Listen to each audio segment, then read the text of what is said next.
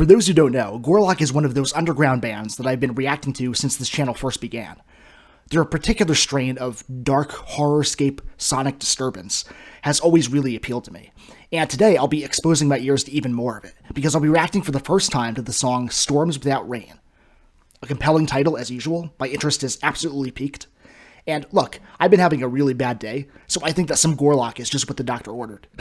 I'm more than excited to hear this, so sit back, take this journey with me into what I hope is a well of morbidity and despair. We'll find out. And let's experience this together. Before we jump in, don't forget to subscribe, give this video a like, comment down below if you want to, let's get a conversation going. And also check out my socials and my Patreon. Both will be linked in the description below if you want to explore them. Alright, today, especially of all days, I'm craving some dark atmosphere. Really despairing, horrific kind of sound. Let's see what this is all about. It's over 5 minutes long, so strap yourselves in, and let's begin.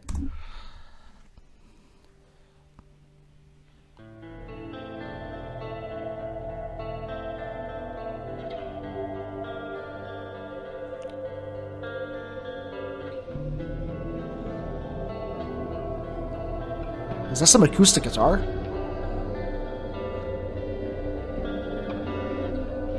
Oh, shit.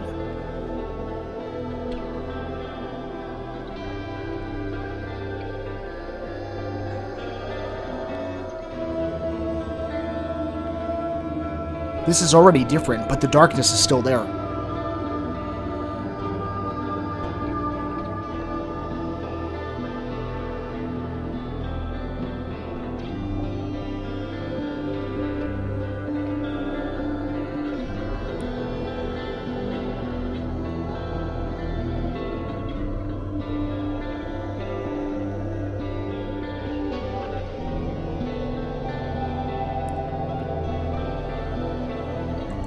Okay, there's something very introspective and mournful about this piece, and I say that not even knowing yet what the lyrics are talking about, not even hearing any vocals yet. Although I thought I heard a subtle little vocal sound in the background, but I haven't heard any proper vocals kick in yet. But it just feels like it has that type of energy to it. And the fact that this started out with acoustic guitar, I don't believe that I've ever heard that with any Gorlock song that I've reacted to up to this point. So, you know, when you have a particular sound and style that you're really good at and you really stick to it, that's commendable. But at the same time, I always crave and I always anticipate bands that I really enjoy evolving their sound and continuing to develop and continuing to surprise me as a listener. And Gorlock have been consistently doing that, especially recently. I would say actually that there's even more variation and more exploration in their music on their recent albums over the last couple of years, when compared with some of the older material that I've reacted to. So that shows me that they're growing as a band, but they're still, once again, maintaining their signature style, because I am still getting the vibe to where, even if I didn't see the title of this, I believe that if someone started playing this for me, I would, at the very least, question, I would say, is this a Gorlock song? So, these are all very good signs so far. I'm obviously invested. Let's get back to it.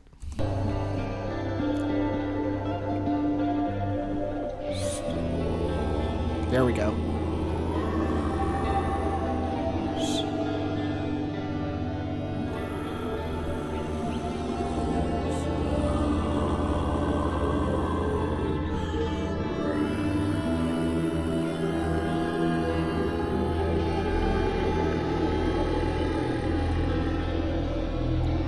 I love that female backing track.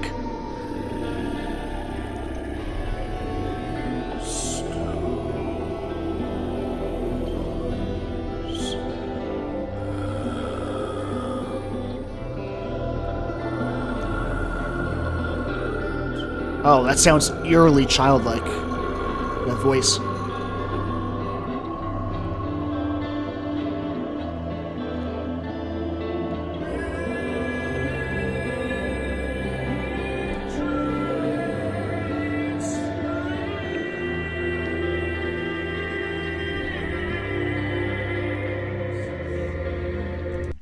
I just want to say, Booer can really carry a note.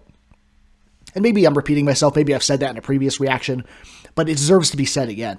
The way he holds and sustains notes, he's a very good traditional singer on top of being good with harshes. Like, I genuinely believe that if you were to sing in like a genre of music outside of metal, it would sound good. Like if he did like a purely acoustic, soft song with just clean singing, I'd check it out. Seriously.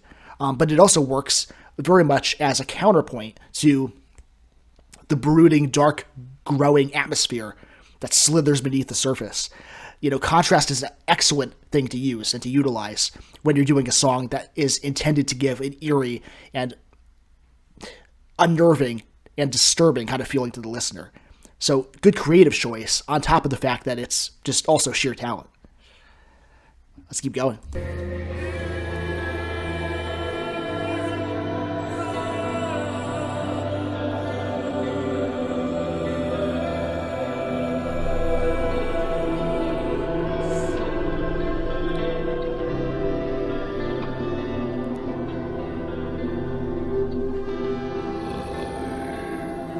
I love how melancholy and almost tranquil the guitar sounds, the acoustic sounds.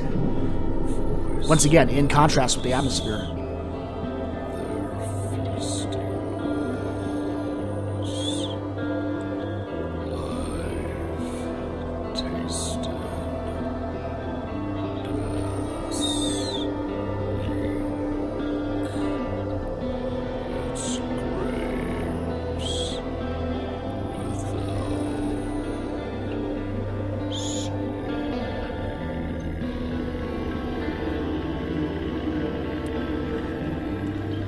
This is taking me someplace else. I needed this today.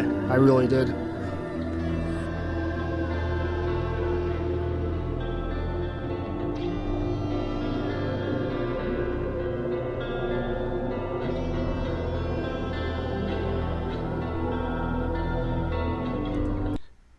Is it odd that on top of feeling the actual darkness of the song, I feel that palpably within me, which I always crave?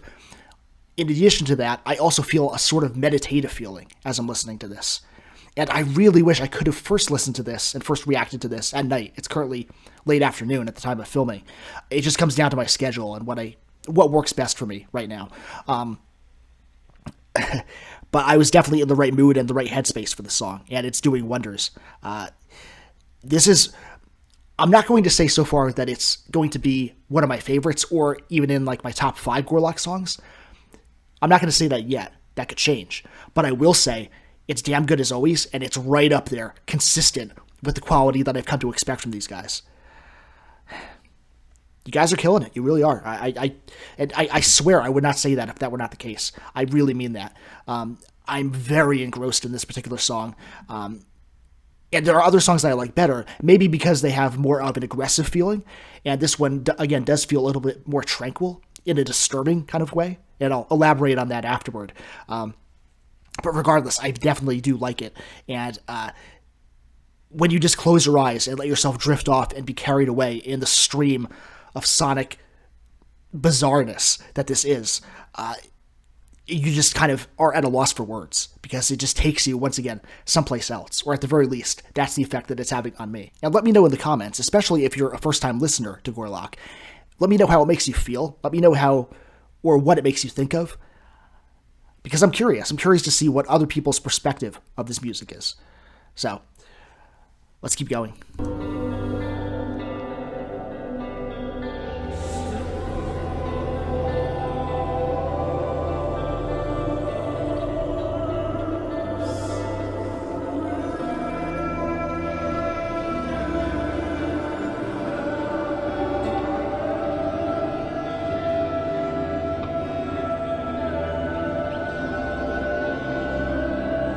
Of course, I want to pay attention to the video as well.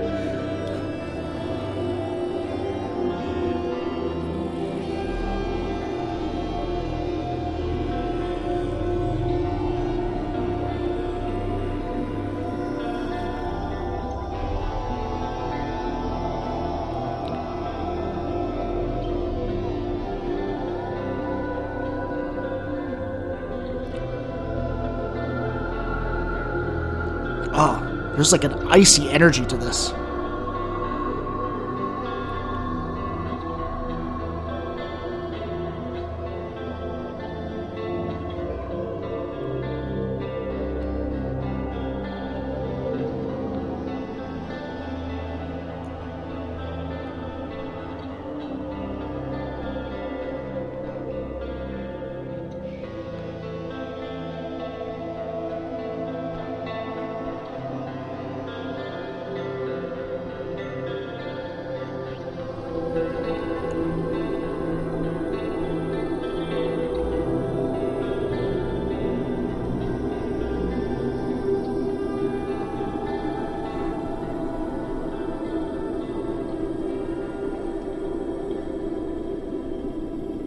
Oh, that's nice right there.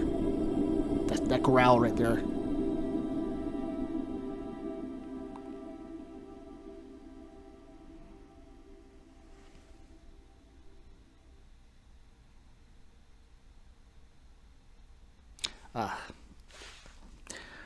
All right, honesty time. You ready? Pure honesty. There's one thing that I didn't like about this song. That it ended so soon. Seriously. And not that it wasn't fitting. I like the way that it ended. It ended on a very especially dark note, a grim note, I would even say, with that growl. It was very subtle, and it just slowly eased and creeped in. And I really like the way that was done. So I'm satisfied with the ending, but I'm not satisfied with the fact that it ended so soon. I think this song had more to give. Like, I feel like if this were over 7 minutes long, it would have been even better. But as it was, the song itself, I really liked it. And this was different. This almost feels like it started out as some sort of ambient piece, and then it was repurposed with vocals added in and played in like an abandoned mental asylum. Like, also, when it comes to the theme of the song, I'm just guessing here, but to me, this invokes the feeling like the musical expression of peace within a disordered mind. That's the best way I can put it. Like, how can I express this succinctly? How a disordered mind would perceive the idea or the illusion of peaceful thoughts, if that makes any sort of sense at all. That's just the weird way that I put this together in my brain. Speaking of a disordered mind, right? But yeah, this was on point as ever. The acoustic guitar, that was the richest and most powerful, I'll even say, emotionally powerful and resonant element in the song. And of course, shout out to Darla May and Morbid Matt, who it says in this video were the guest musicians on this.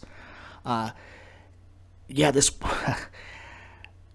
this was different but similar to Gorlock's other work, which I guess I can say about any of their songs, especially their recent work. But this one felt like it didn't have so much aggression as it did subtle pain. I think that's the best way to put it. Subtle pain, yeah. Like someone who is resigned to their pain and their torment, and resigned to their insanity even. It felt like that kind of music. Like, if you could invoke those feelings and put them to music, like if you can express those types of thoughts and emotions with sound and sound alone, you'd get a song like this. That's how I feel about this. It was really well done. And the acoustic, I say that it's one of the most powerful elements of the song, if not the most powerful, because it made the most difference. Like, that and that alone was really what separated this particular song from Gorlock's other work that I've heard. And the fact that it began that way, that told me right off the bat that this is going to be different, at least in some way. And so it's because some Gorlock songs, I'll admit this, in the past that I've reacted to have started out in a similar fashion, and they've gone in various directions. I'm not saying that the entire songs were similar, but they've started out in a way where it was more or less like, okay, this is the structure and the approach that I've come to expect from Gorlock. Love it, respect it, but it's what I was increasingly becoming used to. And the fact that this one began in a different way, my interest was already piqued, but it turned up that dial even more and got me even more excited and actually gave me a little bit of a chill. Just the fact that I knew that this right away was going in a different direction sonically and emotionally. And I think it really worked for this particular song, because I do think that they were going for a more slow-paced, melancholy, sad, painful kind of song. And I think that without that acoustic element, it would not have achieved that so well.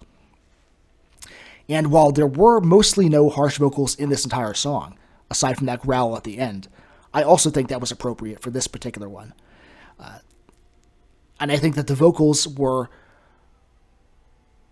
less prevalent, even, in this song. I think Boer used his vocals more sparingly here than he did on some other tracks. And I think that was also necessary. So, I've said before, and I'll say it again, these guys are very adept at choosing and selecting and arranging appropriately what ingredients are best for a particular song based on the vibe and the energy that they're going for. And they succeeded just as much so in this one as they have on other tracks that I've reacted to. And I will reiterate that this won't be a favorite Gorlock song for me. But that's not to say that it wasn't really good, because I thought that it was. So I think they achieved what they set out to do musically, and we'll see if they did the same lyrically. But when all is said and done, this won't be in my top 5 or maybe not even in my top 10 Gorlock songs. But that's just me being objective and being honest. And nevertheless, I thoroughly enjoyed it, and you can guarantee that I will be re-listening to it again at night, probably tonight. I wish, that, once again, that I could have reacted to it at night, but it is what it is, and I work with the schedule that I have and which works best for me at this time. But I can see myself listening to this one again at 2 or 3 a.m., and it'll be very fitting, even more so than it is right now. And I, once again, liked it, and I respect how it was done. Props to you guys. Another solid track.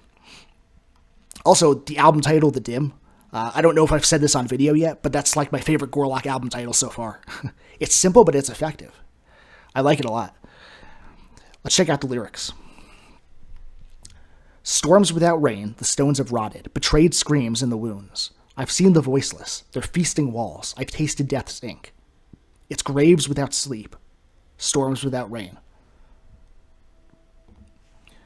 So, Eric and Adam have mentioned to me before that Gorlock's music is about what it creates in the mind of the listener and how the person interprets the song meaning. And before I break down my perspective, let me get my little critique out of the way. And that is, in terms of the lyrics, this one doesn't grab me quite as much as other Gorlock songs have. Maybe because it's a bit more straightforward and not as poetic as some others. And I'm sure that was intentional. Boer is always a formidable lyrics writer, and the same holds true for this song. It's just that if I had to choose, I think that I prefer the music on this one over the lyrics. But by no means does that imply that there's nothing deep to uncover within the writing here. And in fact, I've already got some thoughts racing in my head about this. To me, this feels like it's either about someone who is plagued by dark spirits, or else someone who has gone insane. But either way, I feel very much like it's dealing with voices in someone's head, and just very manic, frantic, conflicting kind of thoughts, like mental unrest. And I think this storm without rain can work as a metaphor for the chaos in someone's mind, right? It's all a storm, but there's no rain to wash away the pollution in this person's head. Yeah, the stones have rotted, so the foundation is bad. This person's sanity has crumbled. And I can't put my finger on exactly why I think this is about a person's mind. Maybe it's the music, which again gives me vibes of an insane asylum. Very cool. But yeah, I suppose this could just as easily be about some literal hellscape that someone is trapped in, where there's a perpetual storm, maybe someplace that someone has gone after death. Because it does mention seeing the voiceless. I've seen death's walls. I've tasted death's ink. But for some reason, something is compelling me to believe that this is about someone's inner thoughts and whatever demons, literal or figurative, that are inside this person. And I think the voiceless that he sees is his reflection in the mirror. It's him who is the voiceless. His voice is gone and only the other voices remain. And death's walls would be the confines of his mind. Death's ink would be the horrific ideas being written in his thoughts. Graves without sleep, storms without rain.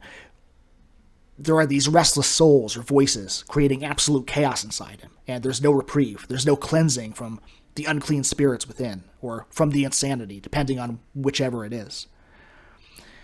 And you know, when you think about people with dementia or schizophrenia, or people having psychotic breaks, it really almost is like they're living in another reality, at least from their perspective, because whatever they're seeing or hearing or experiencing is not the same as what everyone else around them is.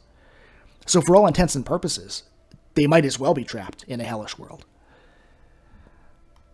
So, you know, both thematically and lyrically, it feels like the levee is broken in someone's head.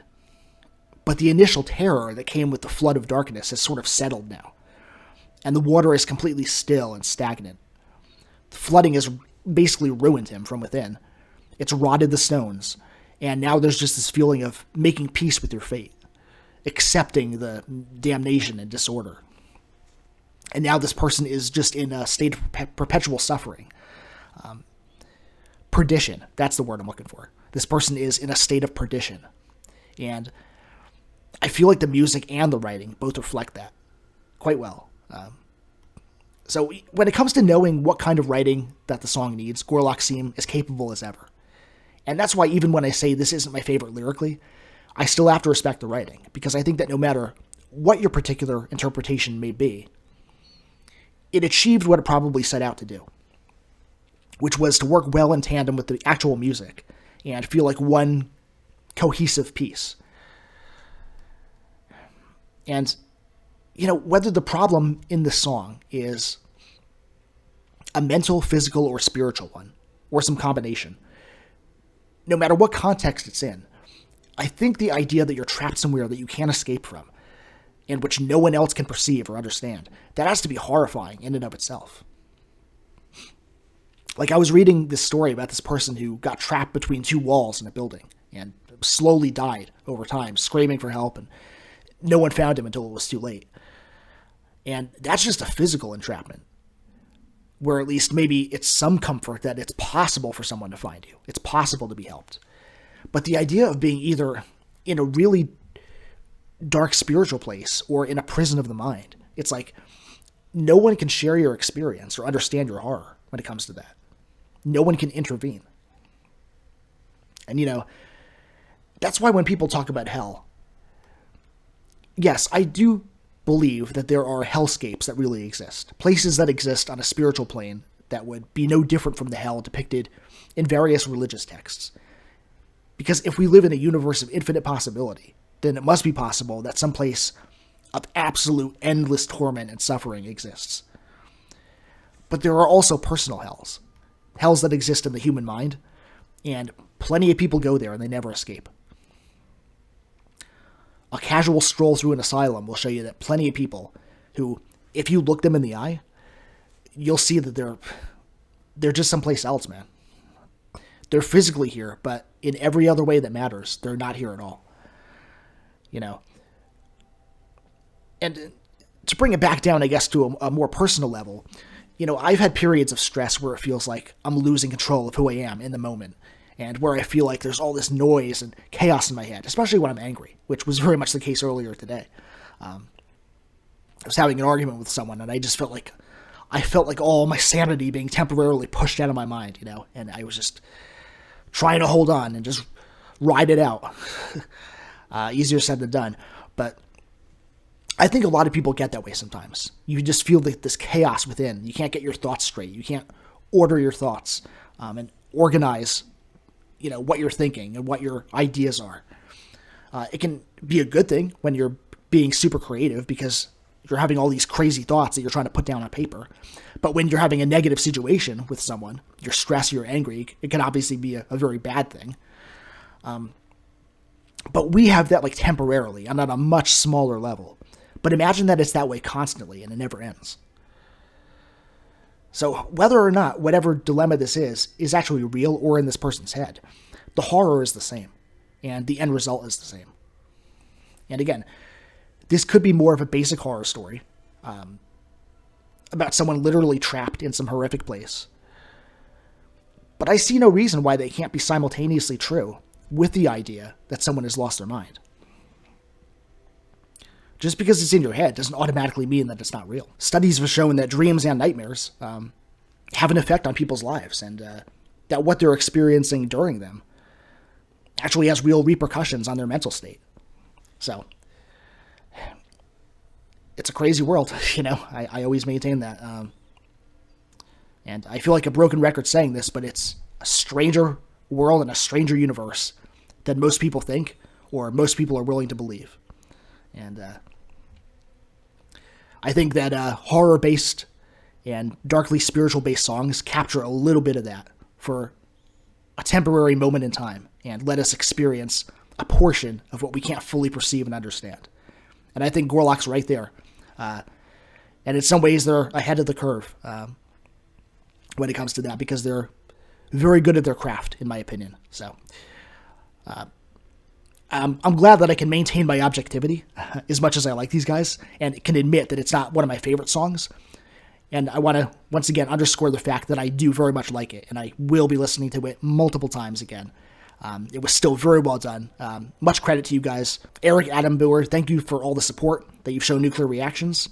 And you guys, if you like what you heard, show Gorlock your support. Check out their new album, The Dim. I'll leave a relevant link in a pinned comment beneath this video. Check out their social media. Listen to them on Spotify, whichever you prefer. It's very important to support the up-and-coming bands that you enjoy. And of course, let them know that Blake X sent you. This was really a solid entry in the Gorlock catalog, and I thoroughly enjoyed the way it made me feel and the sound of the music. So, that's all for this video.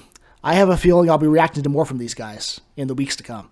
We'll see what happens, but either way, I'm looking forward to hearing more material from Gorlock, and in general, you can expect more content on the way, as always. If you're new here, don't forget to subscribe, become part of the Nuclear family, and I will catch you all very soon.